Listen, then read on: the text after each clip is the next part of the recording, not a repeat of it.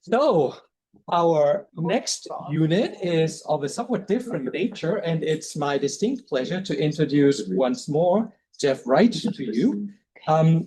He's actually the one that I was keenest to meet at this conference because I have listened to some of his podcasts already. The Trojan War podcast, the Odyssey podcast, which are absolutely intriguing. And then I also peeked into some of your YouTube videos that tell us a lot about who you are and how you became what you have become. So first of all, I should not fail to mention that Jeff Wright is an alumnus of the University of Waterloo. He became a high school teacher in history for 25 years, but very soon in his high school career, his talent as an entertainer who also educates and engages was discovered. And most intriguingly for us, it amalgamated around the Iliad and the Odyssey, around Homer. So he has become the one and only Canadian Homeric bard in the 21st century. I should not say the only one, perhaps you will have many followers. He won many awards, mostly in the US, where his largest fan base is located. But I do want to advertise beyond his podcast, also his forthcoming book, the full disclosure Iliad. The full disclosure, it's not yet there. So I have pre-ordered it, but I haven't had it in my hands. It's scheduled for release next month, right? So it comes out before Christopher Nolan. So there's no excuse for not reading it beforehand. So without further ado, I pass the floor to you, and I look very much forward to what you're going to present. Thanks, Celtic. It's an honor for me to be here. And thanks for that generous introduction. I'm going to be doing a combination of reading. I was given 3 tasks: perform, read excerpts from my book, and provide a scholarly discussion in a time frame. So I'm going to try to juggle all 3 at the same time.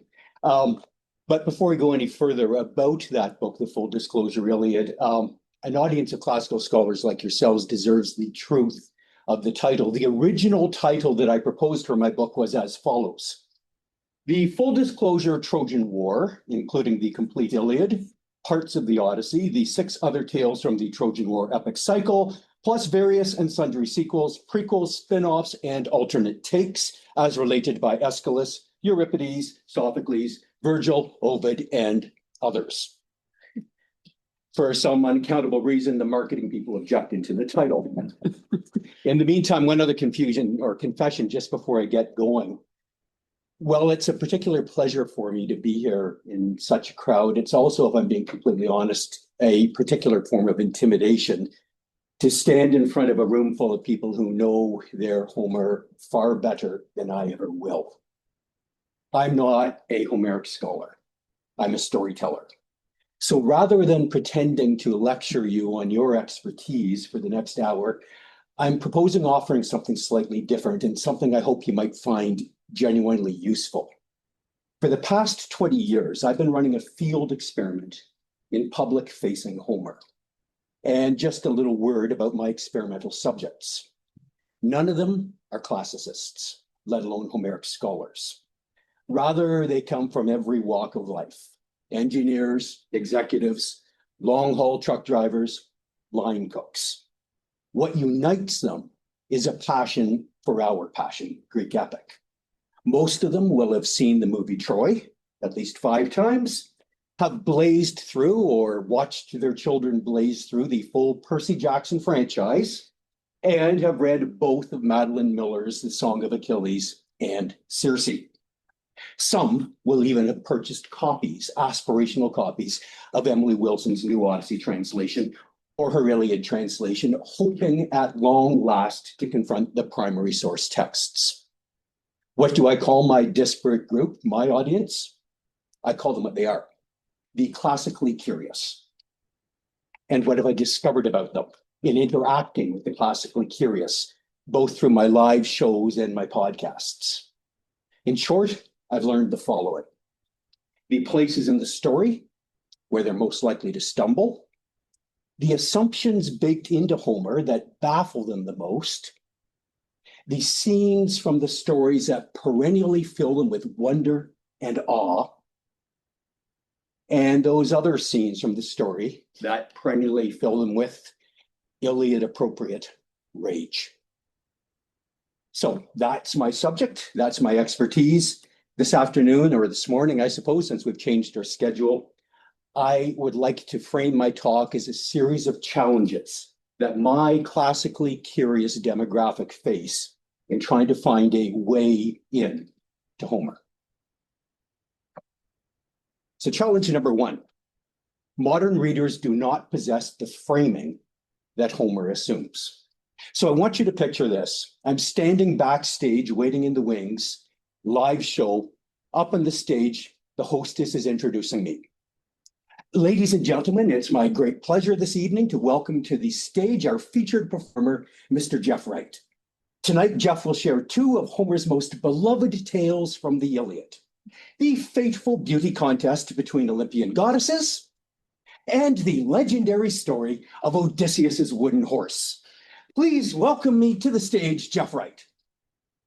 And on I stride, ready to entertain my audience with two beloved tales decidedly not found inside of the Iliad. Now, my hostess was no fool. She was well-read, intelligent, culturally engaged. She had simply done what most people do. She had conflated Homer's Iliad with the full epic sweep of the Trojan War. And that conflation, for my audience, comes with consequences. Because some of them, perhaps if I'm lucky, inspired by my live shows, will then go out and purchase a copy of Homer's Iliad, open it up to book number one, and find themselves dropped without warning into the 10th year of a war that they know absolutely nothing about. Who are these Greek kings? Why did they sail to Troy? What happened in the first 9 years before Homer opens his tale? And why on earth are Paris and Menelaus engaged in a duel to settle this thing now, as opposed to 10 years earlier when they first rolled up on the beach? And then just as suddenly, if they hang in with Homer, the Iliad ends. They bury Hector, tamer of horses. The reader looks up from the page. What happened to Achilles? To Paris? To Priam? To Ajax, the bulwark guy? Where's the wooden horse, and who actually won this damn war? Homer, magnificently, maddeningly, refuses to say. Now, I have to pause, because I know that everybody inside of this room can make the following argument in their sleep. The Iliad is not broken. It is not incomplete. It is not missing pages. It's a self-contained work of art, a highly disciplined poem about the rage of Achilles and the consequences of that rage. It has its own beginning, its own middle, its own end. I grant all of that completely. But here's what I learned the hard way in the early days of my live shows. When folks like you and I crack open the Iliad, we carry with us everything that Homer's original audience possessed. The full sweep of the myth, the backstory, the entire cast of characters, the stakes. For Homer's contemporaries, that was all simply part of their cultural birthright. Those of us in this room, we acquired it through our education and our scholarship. But my audience, the classically curious, they arrive at the Iliad with none of it.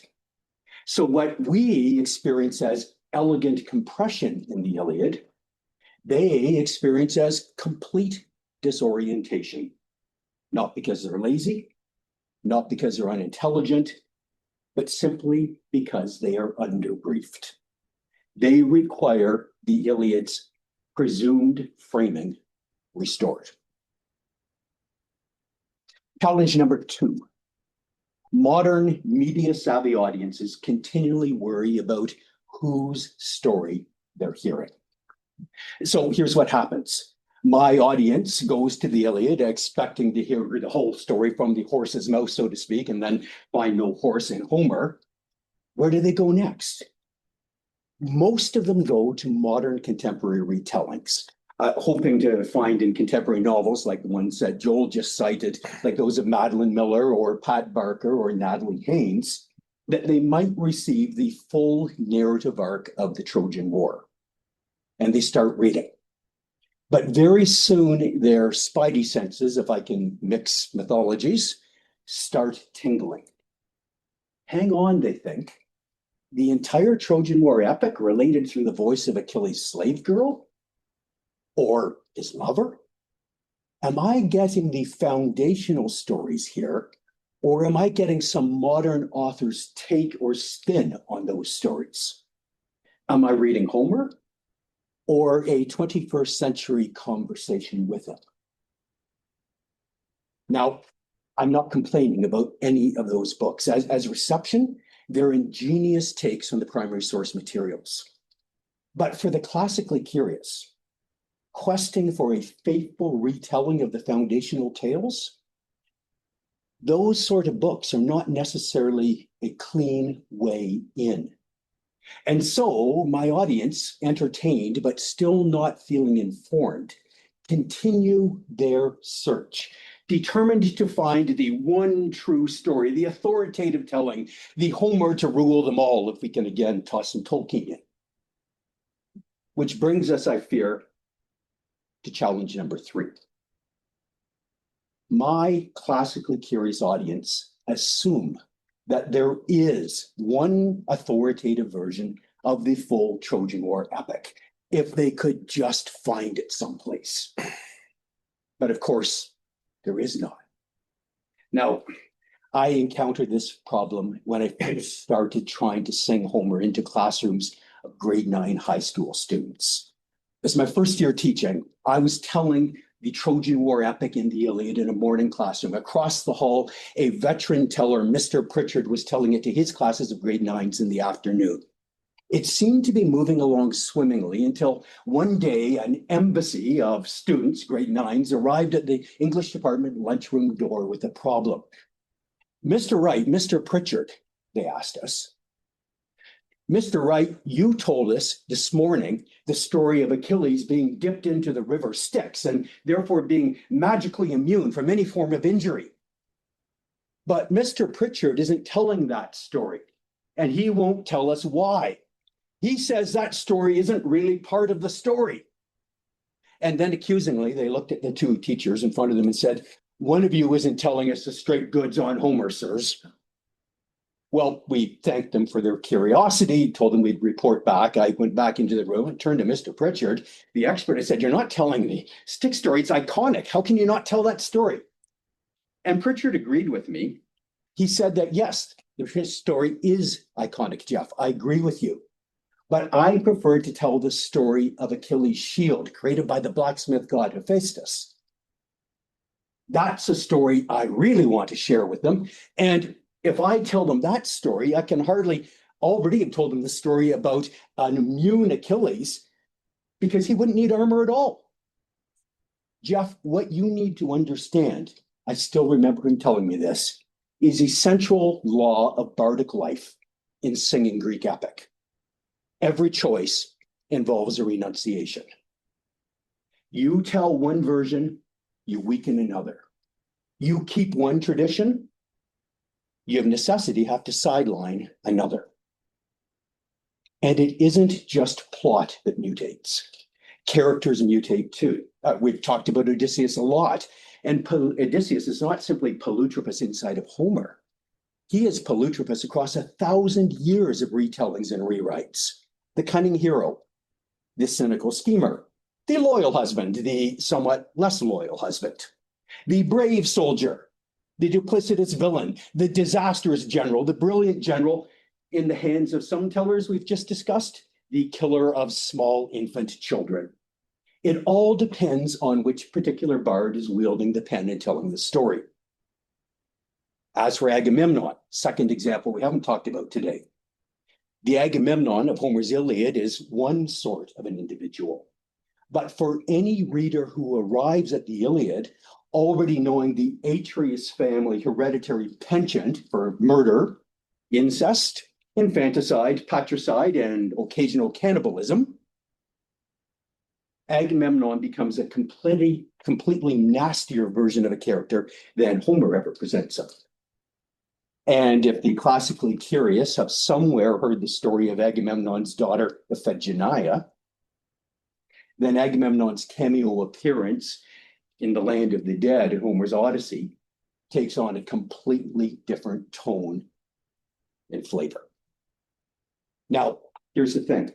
For those of us in this room, all of these competing and conflicting takes on plot and character are simply part of our fun. But for most contemporary audiences, they present a massive challenge. And I want to be clear here and respectful of modern audiences. Modern audiences have no problem with complex characters or competing points of view. Modern audiences are completely comfortable with ambiguity. What baffles them is the contradiction. Because every modern story that they've encountered, every novel, every film, every Netflix miniseries has one author and therefore one authoritative version. Whereas Greek epic has 1,000 years of competing takes on plot and character with absolutely no editorial oversight.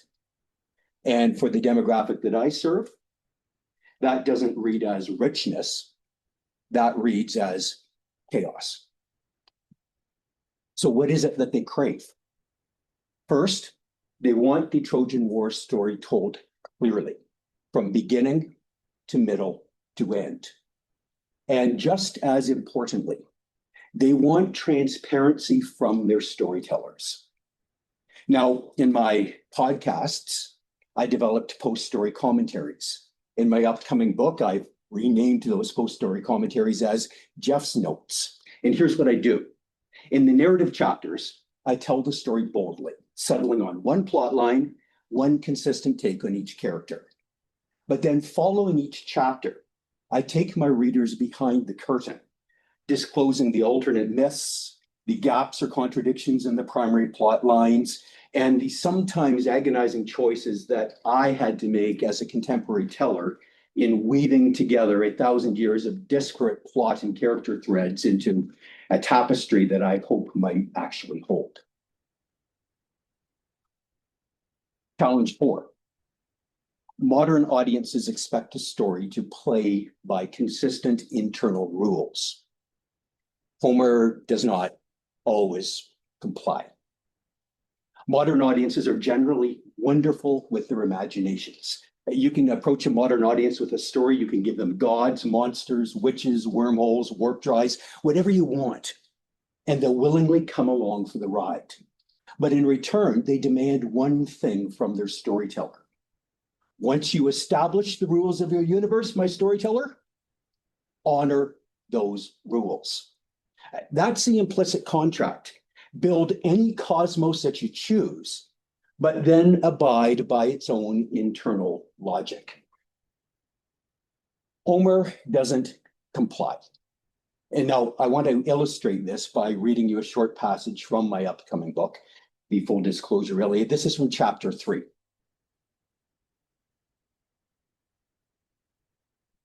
A year went by. The boy thrived, and even Peleus and Thetis were getting along. "It is time for a party," Peleus declared, "a name day party for our 1-year-old son." And what a party. Peleus invited half of Greece, then laid out a spread that would have done Olympus proud. Most of Greece's kings came, genuinely happy for Peleus's return to good fortune.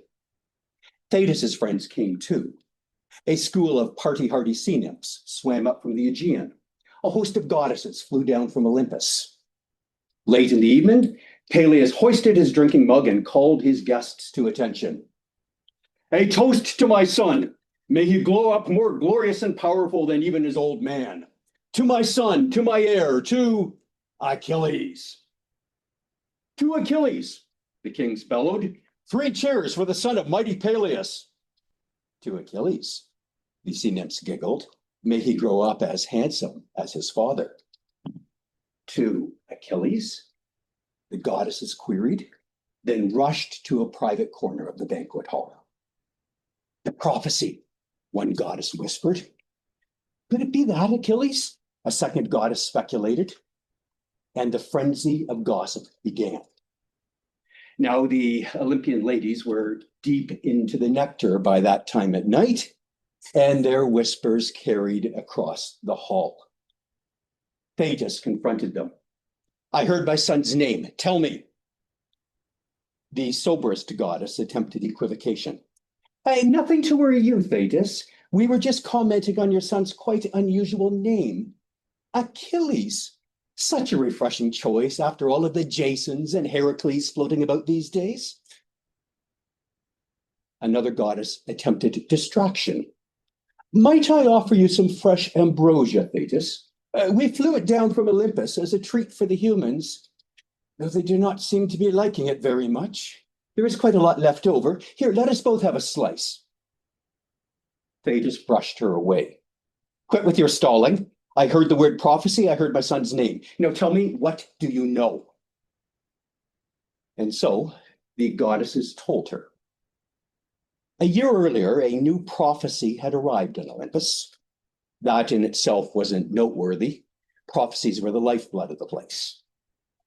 But this evening, the goddesses concluded, when we heard the name Achilles, we remembered having heard that name in the prophecy. But what did it say? Thetis interrupted. Well, it was vague and cryptic in the usual prophetic way, another goddess answered. But the gist of it went something like this. A hero named Achilles will be born with two possible fates. He will lead a long and unremarkable life, then die of old age. Or he will lead a life of glory and fame, then die violently and young.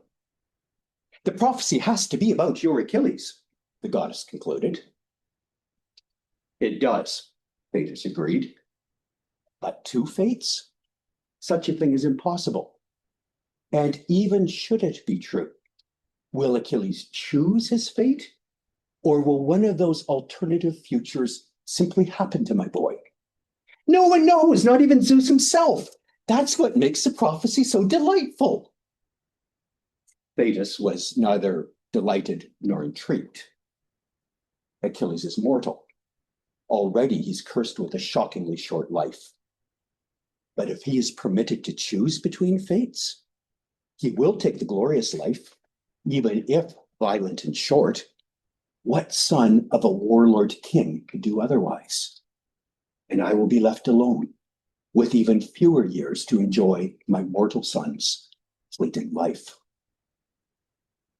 The sea nymph's mood darkened.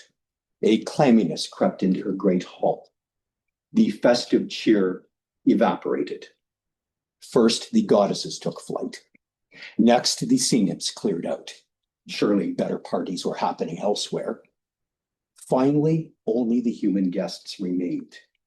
But when they realized all the immortal beings had vanished, never a good sign, Peleus's fellow kings stampeded for the door. Soon it was just husband and wife. I'm going to bed, a baffled Peleus sighed. Tomorrow you can tell me what just happened here. Thetis did not follow her husband to bed. She stayed up all night with a problem to solve. A problem of how to cheat prophecy. Now, that passage is just the sort of thing I love reading aloud. Fun, lively, gossiping goddesses, anxious mom at children's party, all great raw materials for a storyteller. But it also lands us directly in one of the places where my modern audience most often begins to squint and say, hang on, what sort of a universe is this exactly? Because what sense are we to make of Achilles' two fates? Is his fate fixed? Is it conditional? Will Achilles choose between those futures, or will one of those futures simply happen to him? And if even Zeus does not seem to know which future will actualize, then who exactly is running this cosmos? and the contract between storyteller and audience begins to wobble a little. It grows shakier still when we look at how Homer handles the gods themselves. They intervene. They matter enormously, but they do not behave like cleanly omnipotent beings in a neatly rule-bound universe. Rather, they seem constrained, sometimes by fate, sometimes by powers older or more ancient than themselves, sometimes by conventions that neither the gods nor Homer ever quite clearly define. And as for the human characters in the Iliad, sometimes they speak of their fates as though their futures were nailed down in iron. But other times they act as though their choice, their timing, their temperament profoundly matter. So for my audience, the classically curious, the confusion is not simply what can the gods do? It becomes what can anyone do? Now, I'll give you an example precisely from the Iliad. You all know this scene well. I won't have to spend much time setting it. Achilles is chasing Hector around and around and around the walls of Troy. We're watching.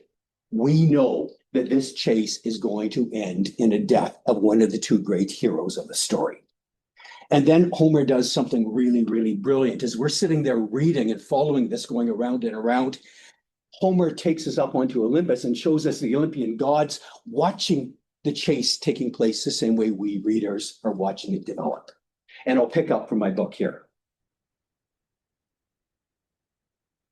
Up on Olympus, an unnatural silence descended on Zeus's great hall. Even the most partisan Olympians felt quiet, understanding the moment. This day, there could be no miraculous interventions, no concealing clouds of fog, no life-restoring Olympian surgeries. On this day, dead would be dead. Collectively, the gods turned to Zeus, Hector, or Achilles. Only the king of the gods could declare. Accepting his obligation, Zeus called for his golden scales. The scales held two balanced pans. On the one pan, Zeus placed Hector's fate, and on the other pan, the fate of Achilles. Gripping the scales tightly, Zeus raised the two pans high.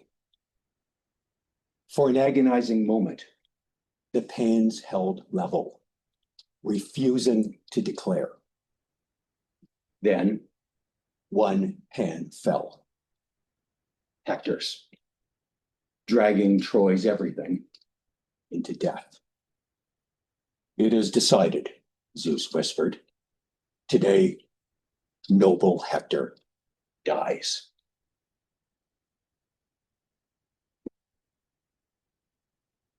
Great passage. But again, the audience asks the obvious question. What exactly has Zeus just done here? Has he ordained Hector's death? Or has he merely reported on it? In the early days of my storytelling career, I spent considerable energy trying to make the gods and fate make sense, to find a consistent internal logic that Homer might be working from, and then explain that internal logic to my audience. Eventually, I gave up on the project. Not because the problem went away, but because I came to suspect that the instability is not a flaw in Homer's architecture. It is the architecture, which is what I explain in my Jeff's notes. But that means, I explain to my readers, learning to live with the messiness and accepting that inside of Homer's universe, the tidy rules of modern day storytelling contract simply do not apply. Will my notes help some readers? I kind of hope so, but for others, I suspect that they'll simply confirm that when Homer makes them feel like they're quietly going mad, at least they're not going quietly mad all alone. Challenge 5. Modern audiences worry that honoring Homer requires endorsing Homer's moral world. And that moral world is sometimes quite appalling. So, true story. Back in 2014, I was preparing with 17 other professional storytellers for a 12-hour live Iliad performance on Canada's National Arts Centre stage. During our preliminary walkthrough, months in advance of the big show, our director began summarizing book by book the Iliad, explaining the basic plot line. And if you're confused here, a bit of context. It turned out that aside from the director and myself, the other 17 tellers in the cast, well, they were all really accomplished storytellers, had absolutely zero background in Greek epic. And none of them had read the Iliad. Most of them didn't know the basics. They had seen the movie Troy. That was about the extent of it. So what the director had decided to do early in the process was to do a full day meeting and do a systematic walkthrough of each book of the Iliad, providing everyone in the room with the salient plot details.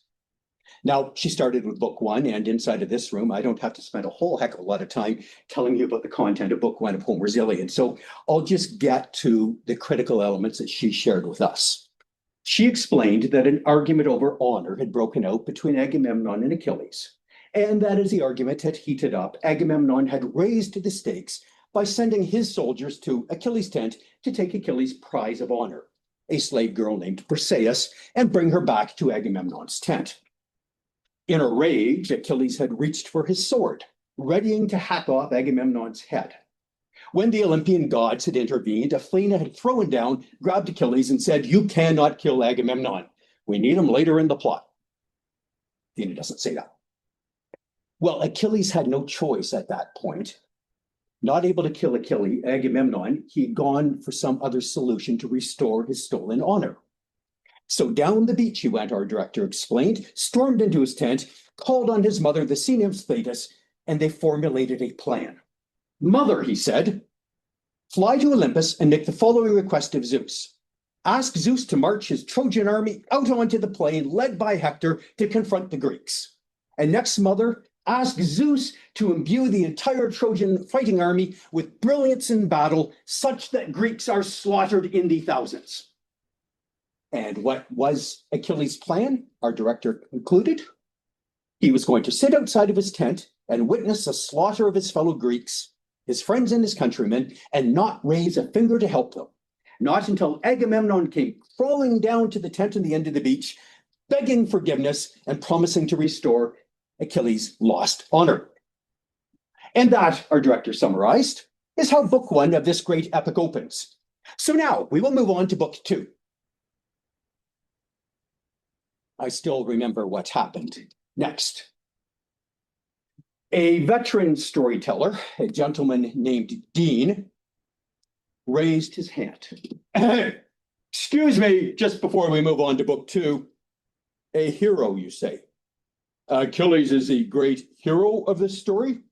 Well, I do not know how the rest of the Iliad will transpire, but all I'm seeing from what you've summarized is a petulant, self-absorbed man-child." And with that, the floodgates opened. Another hand. I'm rather a little baffled at this point. You were saying that Achilles' beef is with Agamemnon, and that his solution is to call down wholesale slaughter on thousands of his own friends and countrymen? Doesn't sound like a hero. Frankly, the word asshole comes to mind. And then a quiet voice from the back of the room.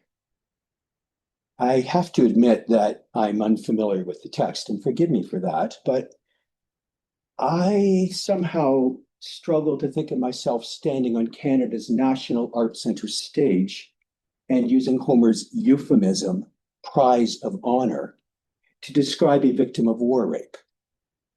It strikes me that this great epic we're singing opens with two alpha male warlords engaged in a pissing match over which one of them gets rape privileges over a teenage girl. I'm not entirely sure I can sing this song in the 21st century. Well, suffice it to say, we did not get on to book 2 anytime soon that day. To our director's credit, she gamely fought back, arguing that Homer's great epic is a product of a different time and place, and that we cannot go imposing our contemporary values and sensibilities onto the story without doing a grave disservice to Homer, but equally without doing a grave disservice to our 21st century National Outsider audience by leaving them with a completely incorrect understanding of the text. And of course, she's right. But the 17 complaining storytellers in that room were also right. Because from a modern vantage point, parts of Homeric epic are not merely strange or culturally a little weird. They're really vile. They're horrifying. They're disgusting. And that, to me, is one of the most difficult challenges in telling this story to the classically curious today. And because what are my obligations? Am I to tell the story as Homer and his original audience would have understood it? Or am I to tell the story through the lens of a 21st century bard? I've never found a perfect answer. But inside of the podcasts, I discovered a solution, and I'm hoping the same solution works in my books. What I do in the narrative chapters of podcast and book is I tell Homer's rendition of the story faithfully, with the values and assumptions of that world. But then in the Jeff's notes following each chapter, I step out of the Bronze Age and into my own. I provide context. I provide history lessons. I provide culture lessons. I acknowledge the horror. I attempt to give some voice to the voiceless. Not because it solves the problem, because it at least invites my readers and listeners to approach the problem thoughtfully. And inside of a solitary medium, like a podcast or a book, where a listener or a reader is free to hit pause or to set the book down, to take a breath, to consider, to read my notes, to then go back and re-listen to the chapter, reread the chapter, to reflect, all in solitude, that process works pretty well. But what do I do when I'm live up on stage singing Homer? Back in the first years of my storytelling professional career, I had a killer 2-hour version of Homer's Odyssey. My audience absolutely adored it. No thanks to me, I basically borrowed shamelessly from a pretty good work of literature. But what I did inside of the structure of that show was really simple. I framed the story as 2 great adventures: Odysseus's great wanderings, his heroic quest to get home, juxtaposed against what we might call Penelope's great weavings, her efforts at keeping in Ithaca worth coming home to. And after a full hour and 40 minutes of monsters, ships, storms, suitors, I arrived at the point that my audience had been craving all night long.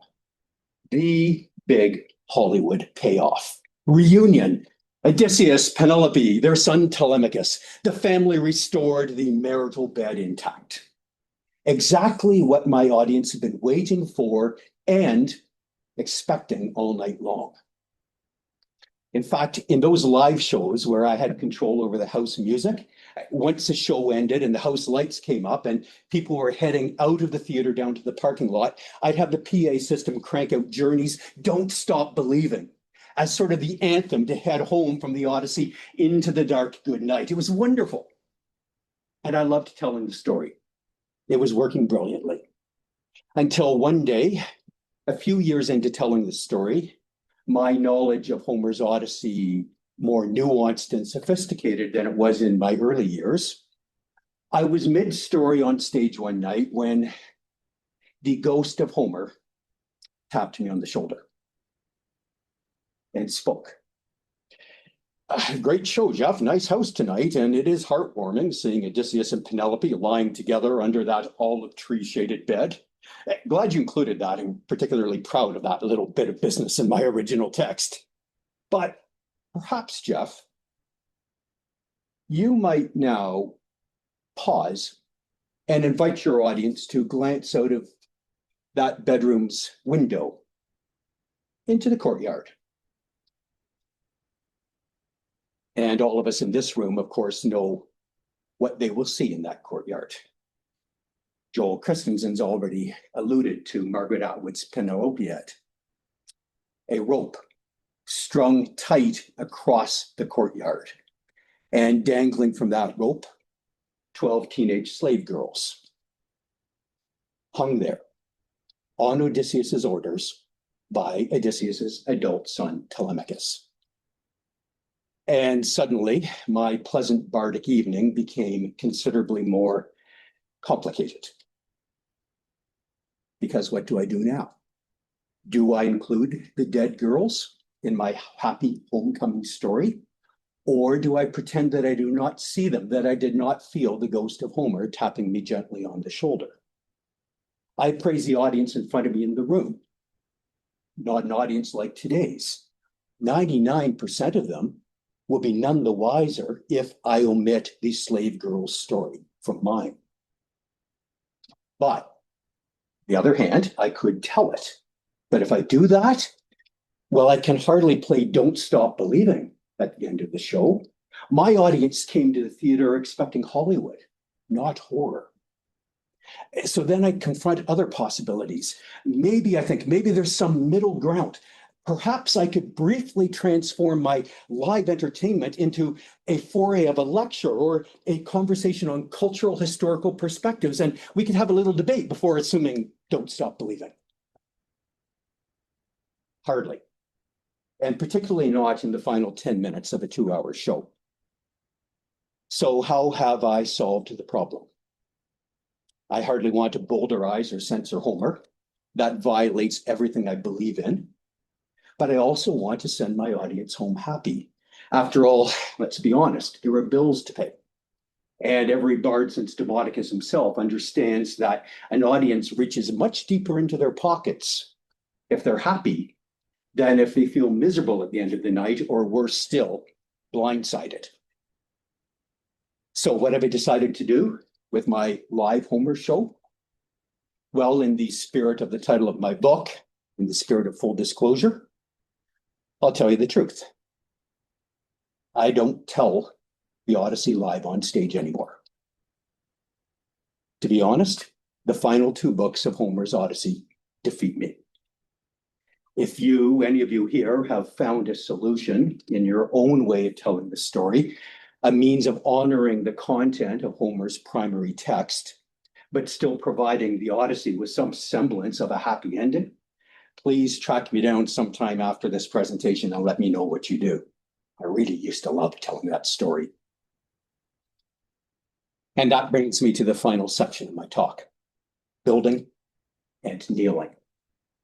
And here I want to shift my focus to the ultimate challenge that I face as a 21st century bard in weaving together this tapestry of stories. And that is really choosing, when I look at a piece of content, on whether that piece of content invites me to build or simply demands that I kneel. So we'll begin with the building. The ancient bards, gods bless them all, left us with incredible numbers of gaps inside of the source. There's problems and gaps in the storyline, there's problems in the chronology, there's gaps in characters' motivations. The whole thing's a really big mess. And if you're trying to tell a coherent story, you as a modern bard have no choice but to try to fill in and weave together some of those gaps. You have no choice but to build. And so build I do, although being very careful in my book to fully disclose what things are mine versus what things might be Euripides or Sophocles or Ovid or others. But my readers get this. Now, you all know the gaps in the story. You all know the places where your students turn around and say, well, hold on, this doesn't make sense. And what's the linkage between this and this? But just for a way of example, I'm going to share one place where I build with you. And I'm going to use Odysseus's horse, particularly the problems of the construction and the mechanics of that horse. Besides Virgil's rather useless note of the horse was tall as a hill, we know very, very little about what the horse looked like. So here, doing no damage to the tail, I feel safe in building on it. So this is from chapter 18 of my book. Well, is it doable? Odysseus queried, back for his second visit to Epeius's workshop. A structure taller than the Trojan gates, able to conceal 30 men inside and transportable across the plain? Well, absolutely, I can build it for you, Epeius answered. The only significant challenge is your timeline. As I told you yesterday, Odysseus, a project of this scale would usually be a 6-month undertaking, not a 20-day miracle. But I might have discovered a solution. Follow me. He guided Odysseus down to the seaside, to a pair of small galleys, out of the water and propped up on blocks. A team of slaves were already at work, scraping barnacles off their hulls. Odysseus inspected the 2 ships. Except for the painted eyes in their prows, one pair blue, the other pair green, the 2 ships could have been twins. So imagine this, Epeius continued. Instead of starting with fresh lumber, I begin with these 2 galleys right here. They're already out of the water and up on blocks. By afternoon today, they'll both be scoured clean. So tomorrow morning, I set my carpenters to work at stripping each galley of its floorboards, its mast, oars, rudder, and rigging. Everything except the 2 hollow hulls. Then I flip the hull of Blue Eyes upside down and peg her in place directly atop her green-eyed twin, like the 2 halves of a clamshell. Epeius paused. Are you with me so far, Odysseus? Odysseus nodded, his eyes closed, formulating a picture of Epeius's concept. Epeius continued. So now what we have is a massive wooden clam, more than large enough to hold 30 men, and with a push, a pull, or a tug, readily transportable across the plain. And all complete in under 20 days. What do you think, Odysseus? Odysseus considered. Repurposing the existing galleys was brilliant. But a clam? Had the craftsman misunderstood the height parameter? The finished project, Epeius. It has to be taller than Troy's main gate. Epeius laughed. It's hardly going to stay looking like a clam, Odysseus. I'll transform it into a creature tall enough for your needs and considerably more interesting than clams. I could do a giant wooden bull easy enough, or a rooster. Perhaps a trumpeter swan in homage to old Zeus. Even a rabbit might work. A horse, Odysseus blurted out, knowing instinctively he was right. The damned Trojans never shut up about horses. If we deposit a friendly wooden horse at their gates, they'll have no choice but be charmed. He paused. But clam into horse? What alchemy accomplishes that? Watch, Epeius laughed. With a bark-stripped sapling, he started to draw, sketching a giant clam in the packed seaside sand. So there's a structure that will hold your 30 men, Odysseus.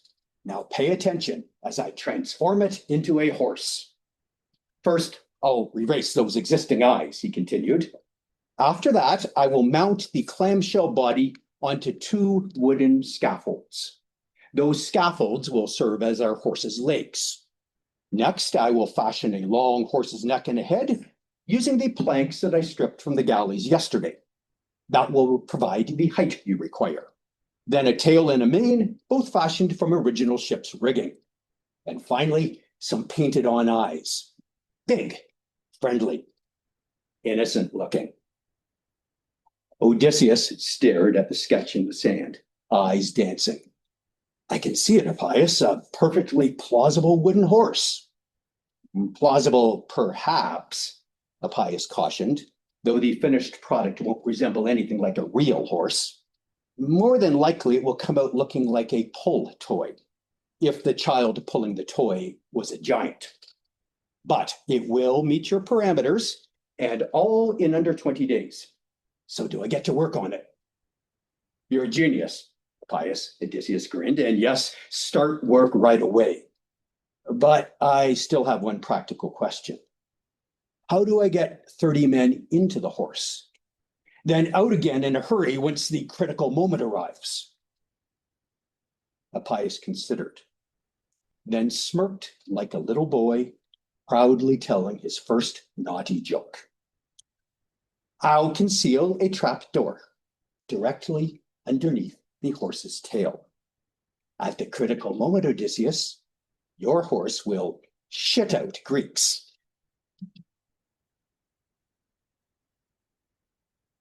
So passages like that are places where I feel as a bard, I'm invited to play. Now on to places where I'm expected to kneel. There are scenes inside of the Trojan War epic, and especially inside of Homer's Iliad, that strike me as approaching the sacred. Not sacred in the sense that I cannot touch them, because I obviously must touch them. I'm retelling the story in English and in my own voice, but sacred in the sense that my bardic task in such moments is simply to attempt to do justice to Homer's remarkable scene. In such moments, such as the one I'm about to share with you, my overwhelming instinct is simply to kneel in reverential silence. But, trusting to my muse, I begin.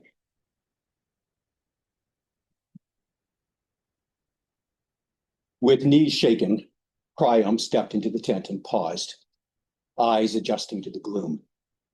Then he spied him, Achilles, killer, my boy, seated by the fire, staring into the flames.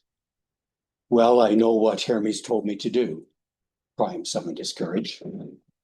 Stepping forward, he dropped to his knees at Achilles' feet, then reached out and kissed Achilles' hands. Achilles said, I've come for the body of my boy. In exchange, I brought a fine ransom, the best my city can offer. So please, I beg you, Achilles, show mercy to an old man and allow him to bury his son. Too astonished to reply, Achilles said nothing. His mother had informed him that Priam was coming, but seeing Troy's king in person, on his knees, a mere suppliant, stilled the harshness of his heart. Seizing the silence, Priam pressed forward. Your father Peleus is an old man, Achilles, similar in age to myself. But your father knows that his son is alive. Your father will see you again. My fate is less happy. My child is dead. And now I cannot even bury him properly. So I beg you, Achilles, think of Peleus, then show some pity for me. Priam waited. Surely he will answer me now. But Achilles remained silent, his face an unreadable mask. Priam worried. Has my pleading not registered at all? Or is what the bards sing of the man true, that Achilles' heart is forged from iron? What Priam failed to understand was the reason for Achilles' silence. Priam's comparison to Peleus had hit hard, harder than intended. Your father will see you again, Priam had told him. Achilles knew differently. Grasping for words, Thetis' son finally spoke. They say there are two mighty urns in Zeus's great hall. The first urn holds joy, all the pleasures a mortal life can bring, while the second urn contains nothing but misery, heartbreak, and strife. Into most men's lives, Zeus serves a bittersweet brew, pouring equal measures from each of the two urns. Such has been your case, great king. Your life was pleasurable once, before we Greeks arrived, and such it has been for Peleus, loved by the gods, married to a sea nymph, his son famous through creation. But very soon, that son will die, far from his ancestral home. And my father would drink nothing but misery, heartbreak, and strife. Then came the tears, like a dam breaking or a seawall torn asunder in some winter storm. Once the first stone slipped out of place, the full edifice came crashing down. Such it was for Achilles, one solitary tear before an unstoppable flood. Soon, both men were wailing. Achilles for Peleus and Patroclus, Priam for Hector and all his other lost sons. What can we do but endure it? Achilles recovered himself first. Your son has departed this life, great Priam, and no oceans of tears will bring your boy back. Sit, Achilles indicated a chair. Enough with our tears. Enough with your kneeling. You are a king. No, Achilles, Priam retorted, impatient. Do not instruct me to kneel or counsel me to cease my crying. Not while my son lies broken and mutilated behind your tent. I've dropped to my knees. I've kissed your hands. I've brought you your ransom. Now deliver Hector's body. Achilles' eyes blazed. Then more dangerous still went ice cold. Step back, old man. I warn you. What you mistake for my scars are still open wounds. Push me no further. Not if you hope to walk out of this tent alive. Priam recoiled, certain he was a dead man. Then the storm passed as suddenly as it had begun. His voice now gentle as sunshine, Achilles continued. Even as we speak, mighty king, my most trusted servants are preparing noble Hector for his journey home. For now, while my servants work, might I convince you to share a meal? Even the most unfortunate of men should not grieve their losses on empty bellies. The servants carried in bread, cheese, a small jug of wine. They took their meal in silence. What dared they speak of? How Patroclus was killed at Hector's hands? Or how Hector was killed by Achilles? Silence proved the safer option. Halfway through the meal, Priam, yawning, pushed his platter away. I seem to find myself entirely done in. Might you provide a bed, Achilles, where I can rest my eyes a moment? These recent days have been... Priam searched for a safely benign word. Difficult. Difficult indeed, Achilles quietly agreed. I will ready a bed for you, Priam. Rest as long as you like. When you rise, you can take Hector home. But might I ask one final question before you drift into sleep? The funeral, how many days will you need to see it done properly? Give me a number, Priam, and I promise a truce in the fighting. Taken aback, a proper state funeral. Priam struggled to answer. Thank you, Achilles, your generosity. Warming to the prospect, he counted out loud. 9 days of public mourning would be proper. A 10th day to burn Hector's body and hold the feast. An 11th day to inter my dear son's bones. Anxious, have I overstepped his generosity? Priam trembled out the question. If you will grant a truce, so long? 11 days, Achilles promised. The Greeks will not bear arms for 11 days, nor will we cage you inside your walls. You may safely send men to Mount Ida to fell trees for the pyre. Now sleep, noble king. You are a guest in my home, and safe here.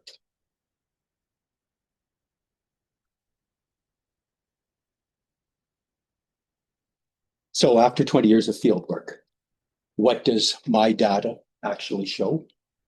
It shows that the classically curious can be reached, that the barriers are real but not insurmountable, that modern audiences will follow Homer into his most difficult moral terrain if you provide them an honest guide and not a sanitized one. That the Priam scene always lands. And that the slave girls never go away just because it would be more convenient sometimes for retellers if they would. Turns out that the Trojan walls were not impregnable. They just required the right sort of horse. You, in your scholarship and your teaching, and I in my storytelling, we're both endeavoring to build our own versions of that horse. Our goal is the same, to get people past the wall, to get folks inside the story. You have devoted your careers to Homer, to the texts, the transmission, the scholarship. Your work is irreplaceable, and I am genuinely, thankfully, gratefully in your debt.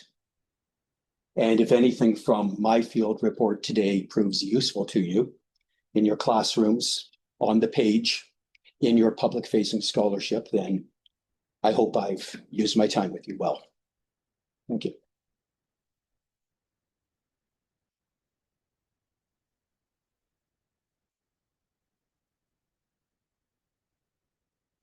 So it's not easy for me to start talking after having been listening to you and your voice and the presence you've brought into this room, the Homeric presence, and a lot of depth. And I feel deeply touched. I have learned a lot about not just the stories, but about us, about me and how I encounter the stories of Homer and of the ancients and what they can do to me and what I possibly, as an instructor, sometimes as a storyteller, may do to others by telling these stories. So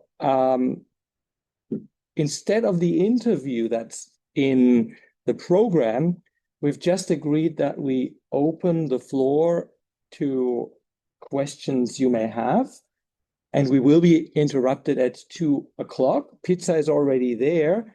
And I am sure that Jeff will be very happy to also continue having conversations with you while munching the pizza, perhaps giving him a couple of minutes to beforehand to catch his breath. But please, I invite questions or comments from the audience, including the online audience. If Hi, online audience. Maddie, you have an eye on this? As a classically curious person in the room, are you guys as scholars and as bards okay with knowing that people may only go as far as like a modern retelling or like just dipping their toes into something? Lord forbid they watch Troy and think that's the whole thing. But like, audiences may never go into the Iliad or to the Odyssey. And are we okay as like scholars and stuff like that, knowing that, people are just going to dabble with stuff, enjoy, and then like, kind of stopping gatekeeping and stuff like that, enjoying the source material, so to speak. The question is to you. I'm not the right person to ask because I started by saying I'm not a Homeric scholar. So I think you've asked a really, really critical question. And frankly, I acknowledge at the start, I'm always a little bit anxious when I get up in front of a group like this and talk, because I've heard your presentations this morning and you're into the weeds in places where I'll never be able to go because that's a lifetime worth of work. And I just skim whatever I can off the top. But would one of the one of you with a PhD like to answer the question on behalf of your entire profession? Or I guess if I could just draw a parallel to like the amount of people that I'm a huge Lord of the Rings fan, I love the books, read it all. But the amount of people that reference Lord of the Rings to the Jackson movies and nothing anymore, nothing beyond that. Yeah. That's what can happen with the new Odysseus movie coming out and Troy. So are we cool with that? Like I think there will not be one answer, but there will be many answers. But what I like about your question is, how far can I go, or are you okay with me going this far or that far? I think each of us will have a different distance to go or to appreciate. It's very subjective, and that's something, Jeff, right early in your presentation, you spoke of making choices, and you pick the storyline that you want to tell. And yes, you are very diligent. You want to do justice by Homer on the one hand, but on the other hand, you want to do justice by the audience. And yet then there is also you. and you have your values and your desires and your wishes, and the choices you are making today here for us are different choices than you will make tomorrow for a different audience or when you are in a different mood and mindset. And that is honest. And that is not only acceptable, but that is our life, our, I would say, lives as historian.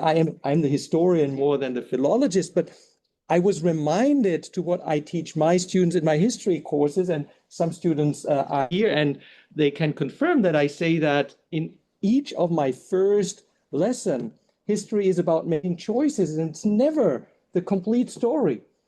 It's trying to give meaning or to find meaning by the choices you make. And that is an honest engagement. And not every engagement may be as honest or as rewarding as the other, but who can judge this ultimately? So I might be able to add on to that.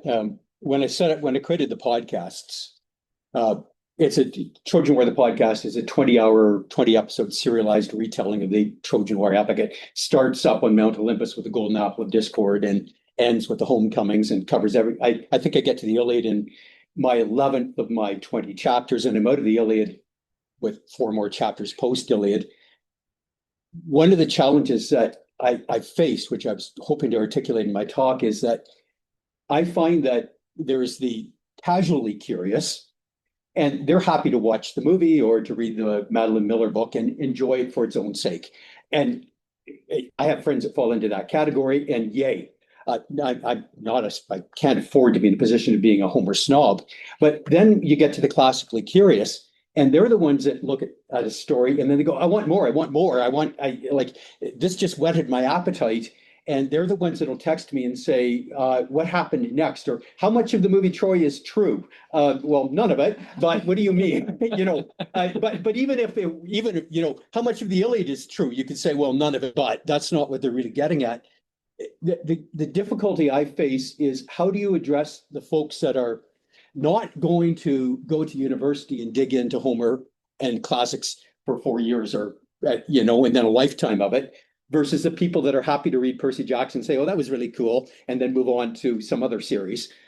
That group in the middle. And when I set up the podcasts, it was the former teacher in me that after every episode of Story had to then do the 20-minute post-story commentaries, because I thought, I've got to address these questions. And that's where I put on my first person hat and say, hey, so here's what's happening. Or, that thing about honor. Well, let me see if I can break that down for you a bit so book 1 of the Iliad makes some sense. I've carried that on into the upcoming book because I get so much feedback from the podcast listeners that that's the part they like the most. They said, that's the part that makes me feel A, smart, B, makes me see the story in a new light, but it's a value added little sweet spot. They're not going to get to go to university and study it, but now they've got a little bit more, and that makes them feel secure that they're getting, and they like nothing more than when I tell them, I chose this story of Achilles. I could have chosen these 3 others. Here's why I did it. Here's the trade-off I had to make, because they really, really are anxious about that. I think it's because they're television generation. Remember when The Crown came out a few years ago and we all sudden watched the British monarchy series on TV? And whole podcasts came out dissecting episodes of The Crown saying, well, this really happened historically. No, this is just the directors of it inventing a scene. Modern audiences, I find, even with the Iliad, which is all fiction, they want to know, they have this vague sense of, we want to know what's the real true story, primary source stuff versus what's the stuff that somebody just made up recently. And that matters to them. And whose voice am I hearing here? It's a delicate dancing act. And I know in the book, I agonized over the Jeff's notes because I've got to keep them accessible for my demographic. So I can't go into the weeds, but I also have to provide them with reliable scholarship, because otherwise I'd be better to not have Jeff's notes at all. And I'm hoping that, I know from the podcast they find comfort in it. I hope it works in the book where I have like another 10 years of scholarship between podcasts and book to work on. But it's that sweet spot there of being honest and scholarly, but also being accessible to somebody listening with headphones while working in an assembly line or driving a long haul truck. If that makes sense, it's that sweet spot. Every time I read another manuscript of my book, they say that you never finish books, you just abandon them. And it's true. Whenever I read a manuscript, I go, oh, I should have another paragraph of clarification here. And then the editors say, Jeff, the book's already 150,000 words. You're not writing a scholarly text. You're writing a beach book that has little scholarly bits. And I say, it's not a beach book. And, I'm not sure if that helps explain the sweet spot. One more. Yeah, Ben. Okay, first of all, thank you so much. I know that all of us appreciated every word of it. For myself, that first challenge is something I'm going to be talking about in an hour. But I want to go back to the very poignant thing you said about not being able to do the Odyssey anymore because of the ending. Can we talk about that a little bit more? Because that's too sad that you got stopped. So I want to give a very bold suggestion. You have the hint with Tiresias talking about going and planting the ore. You have Dante, you have Tennyson. What if at the end you told the truth? You had them in bed, you have them, the girls hanging out there, but then you go on from there. And maybe just the way you were talking about, you separate, you say, well, some little disclosure of, and there are some who say, or something, right? And then you go on because, I mean, that Tennyson poem still works, right? The Dante thing, what if you could go on at the end? Because not to your solution of not doing anything, for somebody of your capabilities, that's no good. That doesn't work, right? But I think if you could play with some of the other possibilities, just the way you've been talking about, there are other possibilities about that ending, and be honest about it. But you have to go on. You have to do the Odyssey. Oh, I hope you're right, because I mean it's because whenever I do an Iliad show, I usually get invited. Well, could you come do the Odyssey next time? And now, but the last two books are really, I mean, I think it's the translator Stephen Mitchell that in his introductory notes refers to, I think I cited this from memory now, the Odyssey sputtering finale. I think, or in fact, I know that's his precise words. It's such a messy ending.